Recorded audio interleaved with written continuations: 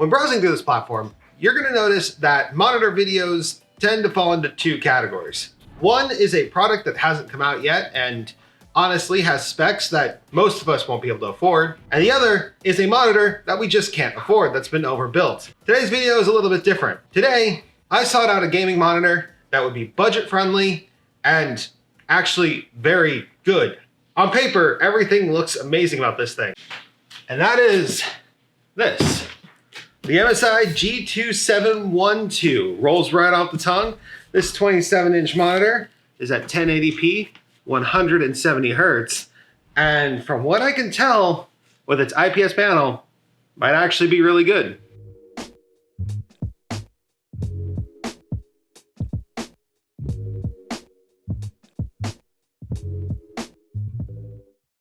Hello and welcome. My name's Wolfie. You're watching GreaterThanPie, and today we're going to be unboxing this monitor and testing it and using it. So normally 1080p is not really a highly sought after resolution, but there is a big benefit that 1080p has above 1440p and 4K, and that is, well, they're pretty cheap. This monitor right here actually cost the same as the first 27-inch monitor I ever bought, which was only a 60 hertz panel, and I believe it was like a VA panel. This is IPS, which is highly sought after, has FreeSync, G-Sync compatible, 170 hertz, which is great, and a plethora of extra MSI features built right into it. Now, MSI does brand this as an esports monitor. Now, the main advantage to 1080p is it's much easier to run. Therefore, you can get a higher frame rate on the PC, a nice high refresh rate on the monitor, and you would have an advantage, i.e. esports grade. So let's see what $170 gets you in a gaming monitor. On the top here, we actually have instructions on how to open this without damaging it. It tells you not to put any force on the panel. You are going to need a screwdriver. Luckily, I've got one over here. And don't grab it by the sides. All right, so according to the instructions, we're just going to slide this out here. And yeah, let's go from there. Ugh.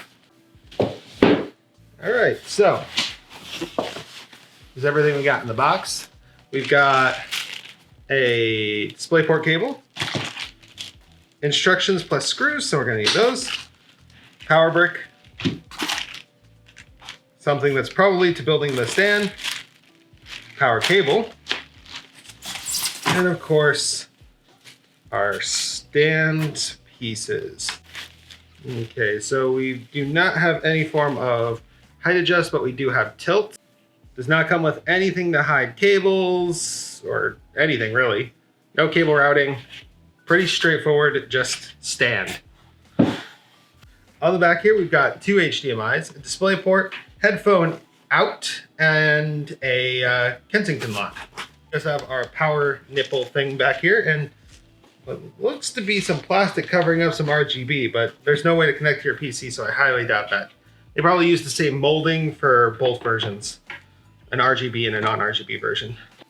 Installation method's a little antiquated, but it has at least a little tiny like nub to hold the center piece in. And I'm assuming that this is the decorative piece that will go over it to make it look less industrial in the back there. Granted, I don't know if anybody who's gonna be staring at the back of your monitor except you.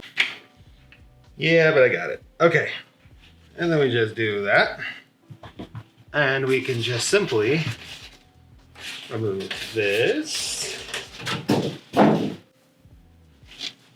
ready? The reveal. It's not cracked. All right, so right up on the front, we've got the typical showpiece sticker, I guess is how we would call this. It does it as a wide color gamut, and that's because it actually has 105% sRGB, something ridiculous. That actually came off nice and clean. So there's no protector on the screen itself. Bezel-wise, that is a pretty thin bezel. It's actually got this nice, like very, very thin piece. We're gonna have to power it on to see if there's a false bezel in here, because some monitors actually still cut in closer, but it should be pretty nice. Our degree of tilt isn't a lot. There is no swivel, so you're going to be installing your cables like this, probably, which is slightly annoying, but could be worse. Power button's right over here. And then it looks like there's a keying mechanism to actually open up the back of this thing. How interesting is that? All right, let's plug it in and see how it works. So let's start with the first game that comes to mind, Doom Eternal. Now this game comes to mind for a couple reasons. One of them being I can run this game at over 200 frames per second, meaning that we will easily hit that 170 hertz of this monitor. And I have to say, it looks pretty good. The higher refresh rate does actually contribute to a better looking image. And in this game, well, it really shows off. Everything looks really crisp and there doesn't seem to be a lot of smearing. Color-wise, this monitor seems pretty calibrated to this type of game. Now let's move to one that I think would be a challenge for it, Cyberpunk 2077. And here I was actually again pretty surprised. The FreeSync kicked in and everything just looked good. As you can see from this footage, it looks pretty much the way that you would expect it to. The only thing that really shows a lack of clarity would be objects in the far distance with really thin edges, but that is indicative of, well, of course, 1080p gaming. And then finally, let's do a game that has always looked really, really good, but could definitely benefit from some extra refresh rate. Forza Horizon 5. This game's all about going fast and in a car that looks good doing it. And so to see this game running like this, it looks pretty nice. Now, it was at this moment that I noticed that this monitor had a bit of a warm tint to it. But in these games, all of them were warm to begin with, so the color preset actually just worked with them. Okay, guys, it has been a couple days later. I've gotten to really test it out and get a good feel for it. And the first thing I needed to change was the stand. Improper angles for viewing is its own special study, but just having the monitor so low was uncomfortable.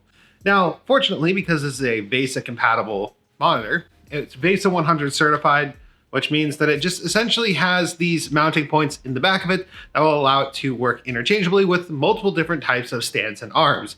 I got the one that I have on here for about $25 and I was able to get it next day, which was great because I started editing a video almost immediately afterward, which then brings me to my next issue, which was the color calibration on the monitor. I wasn't right out of the box. There was something about it that just was so desaturated that it made actually editing video distracting. I was able to fix this though. In fact, not in the monitor settings per se, but actually through AMD's Radeon software. They actually have a mode in there that allows you to adjust custom colors, and I bumped the saturation a bit, and it seemed to actually make it so that it would work quite well.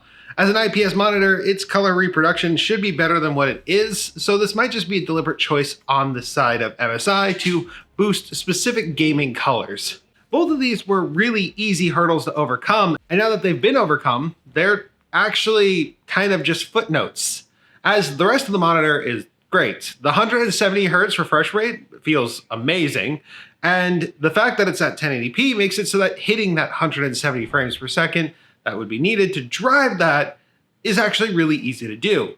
Also, I noted that the 1080p clarity of this monitor is actually really good, and it's leading to a sort of follow-up video regarding whether or not 1080p has sort of been depopularized preemptively. At 27 inches, it's perfectly clear, and there are some places where I can see that 1440p would benefit, but I do wonder how many people would actually notice those, and so we're gonna have to test that.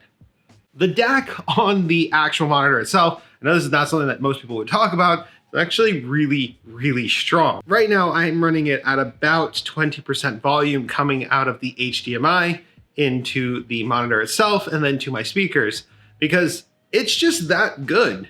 It's surprisingly capable. And if you were running headphones off of it, it would probably be very, very strong and, well, great for esports, which is the namesake of the monitor itself. Overall, for around $170, it's actually quite impressive. And if you do some bargain shopping, you might actually be able to find some that are even 200 hertz in this price range.